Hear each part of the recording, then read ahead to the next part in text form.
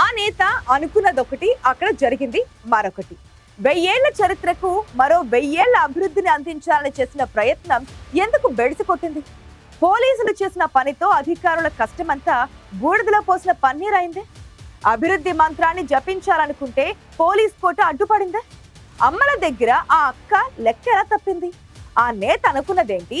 గద్దెల సాక్షిగా అక్కడ జరిగిందేంటి?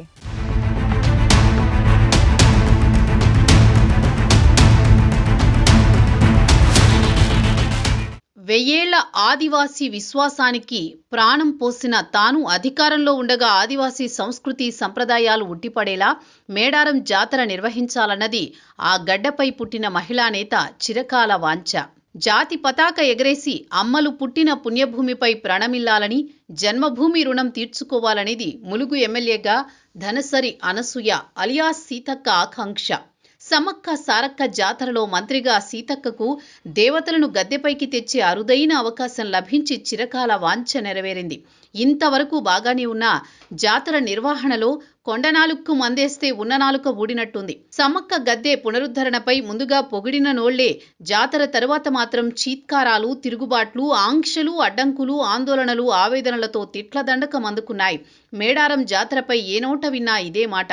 సమర్థురాలైన నాయకురాలు వైఫల్యాన్ని ఎందుకు మూటగట్టుకోవాల్సి వచ్చిందనేది చర్చనీయాంశమవుతోంది.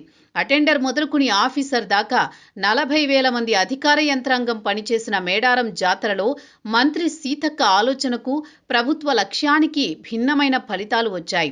ఏదో అనుకుంటే ఇంకేదో జరిగిపోయింది. పీపుల్స్ లీడర్గా ములుగు ఎమ్మెల్యేగా ఉన్న మంత్రి సీతక్క చుట్టూ ఆమెకు తెలియకుండానే ప్రజలకు దూరమయ్యేలా కొన్ని బంధనాలు అల్లుకుపోతున్నాయి. ఒక సామాజిక వర్గానికి చెందిన పోలీస్ కోటరీ ఆమె చుట్టూ అడ్డుగోడ కట్టేసిందనే చర్చ జరుగుతోంది.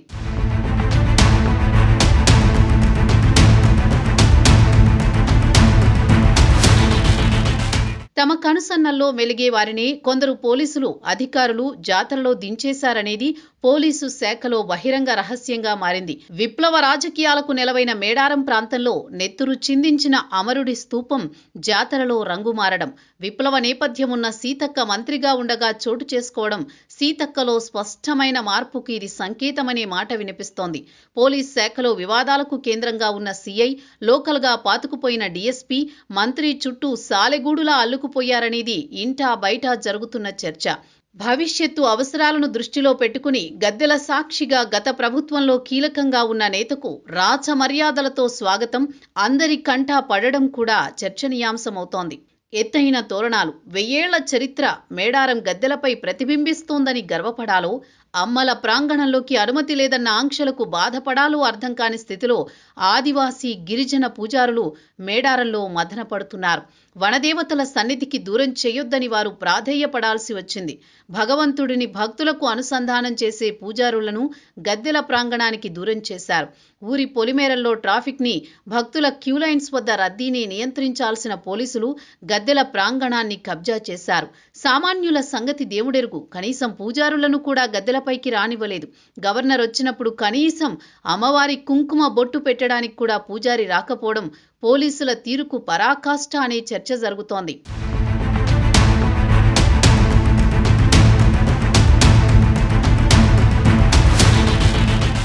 ప్రధానంగా సారక్క సన్నిధిలో కోయ సంప్రదాయ నృత్యంలో ఏటా ఆదివాసీ ఆడబిడ్డ సీతక్క ఫోకస్ అవ్వడం, కోయ ఆడబిడ్డలు హైలైట్ అవ్వడం ఆనవాయితీ.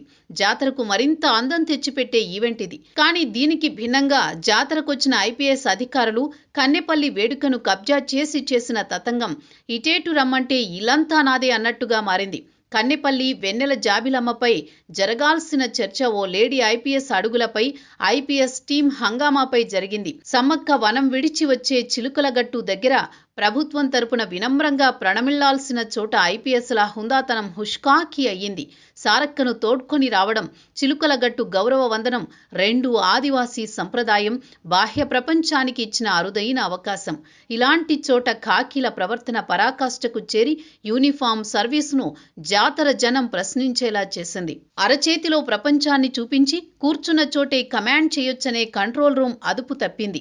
డ్రోన్లు, టీజీ క్వెస్ట్, హైటెక్ హంగులు, చేతులెత్తేయడంతో రోజుల తరబడి ప్రయాణం, గంటల నిరీక్షణ, బస్సుల్లో బసలు, రోడ్ల పక్కన నిద్రలు, చలిని తట్టుకునేందుకు క్యాంపు ఫైర్లతో ట్రాఫిక్ బ్లాస్ట్ అయ్యింది. జాతరకొచ్చిన జనానికి ప్రత్యక్ష నరకం కనిపించింది. పోలీస్, మొబైల్ పార్టీలు, అవుట్ పోస్టులు, స్పెషల్ స్క్వాడ్స్, కల్వర్టు కో కానిస్టేబుల్, పెట్రోలింగ్ వ్యవస్థ అంతా గాలి కుదిలేయడంతో ఫెయిల్యూర్ ఈవెంట్గా పేరు తెచ్చుకుని మేడారం కట్టు తప్పింది.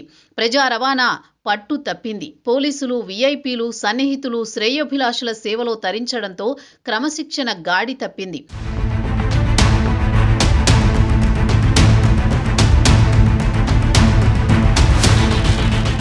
కొంతమంది యువ పోలీస్ అధికారులు రియల్ జాతరను పక్కన పడేసి రీల్స్ కోసం పడ్డ తపన సోషల్ మీడియాలో జాతర చేసింది. ఉమ్మడి కరీంనగర్ జిల్లా యువ ఐఏఎస్ తీరు హద్దులు దాటింది.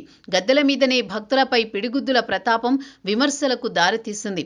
కలెక్టర్ని కూడా పక్కన పెట్టేసి ఐపీఎస్ హవా జాతరను ఆగం చేసింది. అడుగడుగునా వైఫల్యాలతో మేడారం జాతర మారుమ్రోగుతుంటే మంత్రి నమ్ముకున్న స్పెషల్ అధికారులంతా ఫీల్ గుడ్ ఫీలింగ్ ఫీడ్బ్యాక్ ఇచ్చి సీతక్కను గుక్క తిప్పుకోనివ్వకుండా చేశారనేది సన్నిహితుల వెర్షన్. నిజమేనని నమ్మిన అమాత్యురాలు మిగతా పనుల్లో నిమగ్నమవడంతో జరగాల్సిన నష్టం జరిగిపోయింది.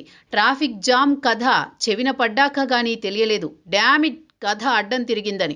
250 కోట్లతో తెలంగాణ రాష్ట్ర ప్రభుత్వం మంత్రి సీతక్క ప్రతిష్టాత్మకంగా చేపట్టిన అతిపెద్ద గిరిజన జాతరలో అనుకున్నది ఒకటి అయ్యింది మరొకటిగా మారింది. జాతరతో ప్రభుత్వానికి ప్రతిష్ట మాట అటుంచి భక్తుల నుంచి విమర్శలు, శాపనార్థాలు చుట్టుముట్టాయి. కమాండ్ కంట్రోల్ రూమ్ నుంచి నేరుగా సమ్మక్క తల్లి గద్దెల దగ్గరికి వెళ్లేందుకు స్పెషల్ గేట్ పెట్టుకున్న పోలీసులు జాతరను కబ్జా చేశారు. సామాన్య భక్తులు అమ్మవార్లకు సమర్పించిన కానుకలను తొక్కుతూ ఖాకీల జాతరగా మార్చేశారు. మేడారం జాతరలో శుక్రవారం ఏం జరిగిందంటూ పోలీసు ఉన్నతాధికారులు ఇంటెలిజెన్స్ నివేదిక కోరడంతో ఈ మ్యాటర్ ఒక్కసారిగా చర్చనీయాంశమైంది.